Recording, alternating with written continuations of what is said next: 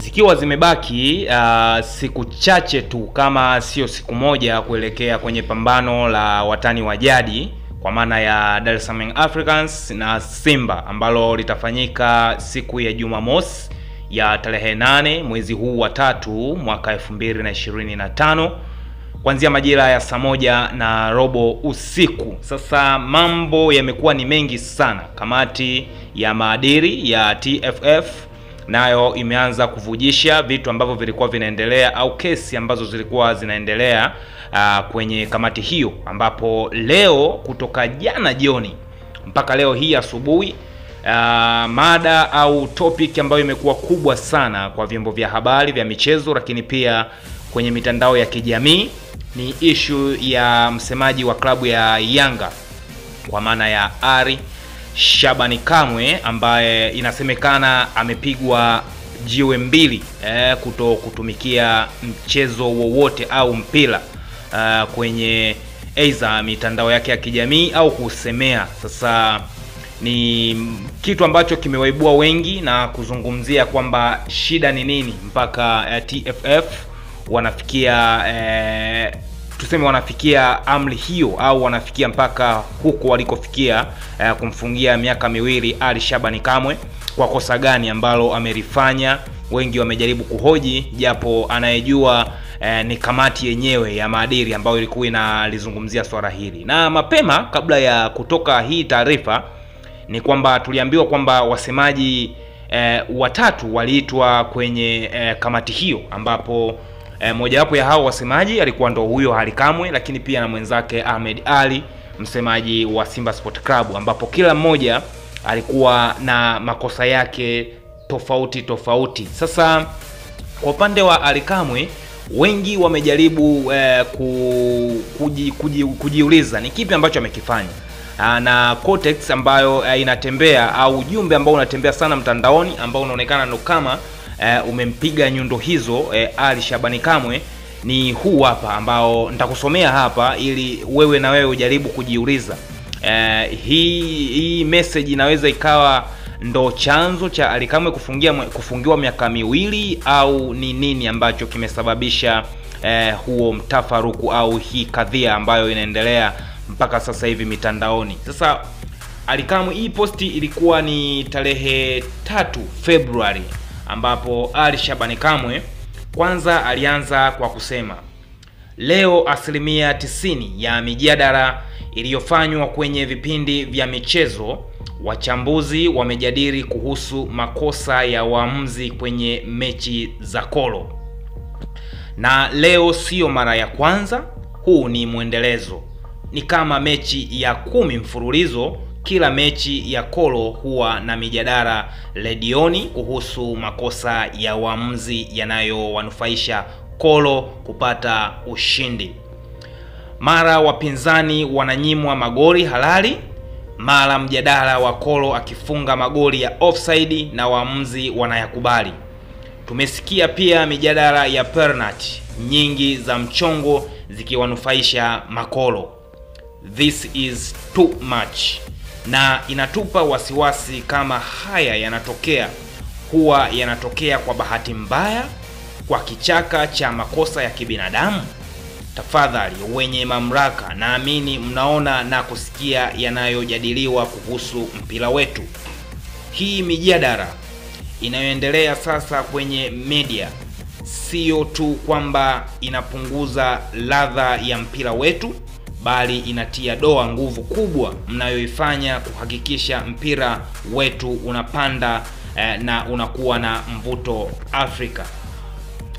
Tafadhali sana, tunahitaji kusikia sauti zenu kwenye mamlaka ya juu ya hiki kinachoendelea kwa sasa. Haiwezekani timu moja tu iwe na matukio ya utata kwenye mechi zaidi ya 10. Hilo lilikuwa ndo andiko ambalo wengi wanajaribu kulihusanisha na hiki ambacho kimetokea kwa msemaji huyo wa klabu ya Yanga kufungiwa miaka 2. Sasa mimi nalileta kwako. Je, wewe uliyesikiliza na uliyeona hii video, ambayo umesikia hii video, hili linaweza likawa ndo kosa ambalo linaweza likamfanya mtu akafungiwa miaka 2?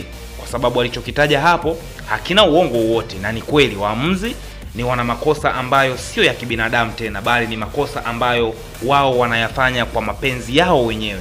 Uwezo kanaambia kwamba mtu anafanywa faulo wa timu pinzani tofauti na Simba au Yanga ndani ya box, faulo kabisa ambao ni ya penalty, wewe unapeta au unatoa nje.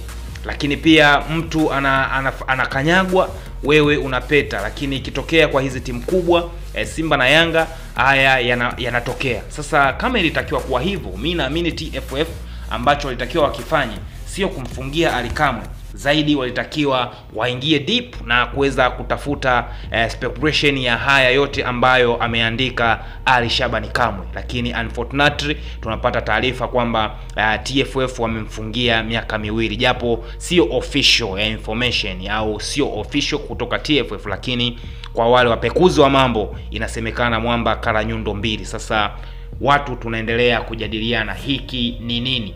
Lakini haikutosha mimi mwenyewe kufikiria hili na kuliwaza hili, nikajaribu kuangalia wengine wapenda michezo wana maoni gani katika hili. Nikakutana na Farhan Kiham, wote mnamjua, huyu ni mwanamichezo na ni shabiki wa Simba. Yeye mwenyewe alishajitanabaisha hilo kwamba ni shabiki wa Simba, lakini pia ni mtangazaji wa Clouds FM. Sasa yeye kwanza alianza kwa kuandika kwamba TFF impige mvua ya miaka 2 kijana wake Ally Kamwe. Kama anajiuliza, nimeona taarifa kwa ndugu yangu Mkomwa. Nimewaza sana kwamba TFF kama taasisi yetu tunayoiamini ifikie maamuzi kama haya. Labda wacha tusubiri taarifa rasmi, lakini kama ni kweli basi inafikirisha sana. Kamwe ametiwa hatiani kwa kosa lililoitwa la udhalilishaji, kwamba udhalilishaji aliofanya ni kuposti. Leo mjadala redioni 90% ni kuhusu makolo na waamuzi. Hapo ndipo wakamtia hatiani kwa kudhalilisha. Lakini nimewaza sana, Ally ni wa kwanza kulaumu. Hao makoro ni nani? Wanashiriki ligi gani? Ni timu gani? Bado inafikirisha sana kwamba kuna timu inachezeshwa na marefa wetu inaitwa makoro. Tufanye ni kosa, lakini ije na adhabu ya miaka 2. Tunakumbuka kuwa msemaji alifanya kosa kama hili, alifungiwa miezi 3. Je, utofauti wake na Ally Kamwe ni upi? Miaka 2 imetokana na nini? Je, ni TFF tu au kuna mtu ndani pale au nje yupo nyuma ya mchezo akisukuma kete zake kwa umakini? Ni kosa kubwa kiasi hicho mpaka tumpoteze kijana wetu kwa miaka 2? Huyo ni Farhan Kiamu ambaye bado anaendelea kujiuliza maswali mengi kuhusiana na tukio hili. Akaendelea kwa kujiuliza kwamba tunashindwa kuvumiliana, kuadhibiana kwa kuhurumiana kama ambavyo wadau wa soka wamekuwa wakiwavumilia waamuzi. Sikatai amekosea, lakini nakataa ukubwa wa adhabu. Sitaki kuamini mpaka nione taarifa rasmi, ila kama kweli ni miaka 2, basi huenda ikawa adhabu kubwa zaidi kuwahi kutokea kwa soka kwa kosa dogo zaidi.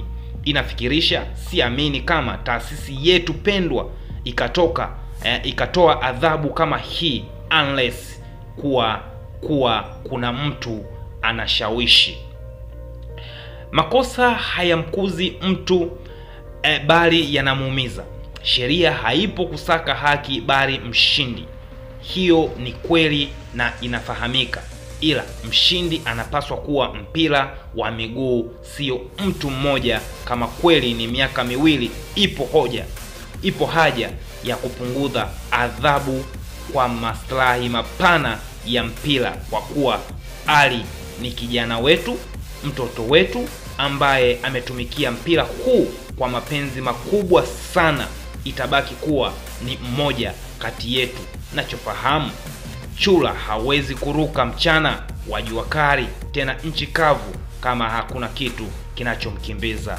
Huyu alikuwa ni Farhan Kiamo ambaye alikuwa anahoji sakata hili ambalo linaendelea la msemaji wa klabu ya Yanga Ali Shabani Kamwe na kuonekana amefungiwa miaka miwili. Sasa yeye amejaribu kujiuliza maswali kadhaa hapo, lakini pia mimi nikajiuliza issue ambayo inaendelea kwamba Ali Shabani Kamwe aliandika hayo, lakini yeye aliandika neno Koro. Sasa Koro ni timu gani ambayo kama ndo sakata limemtia kitanzi? Sasa na mimi najiuliza Koro ni timu gani?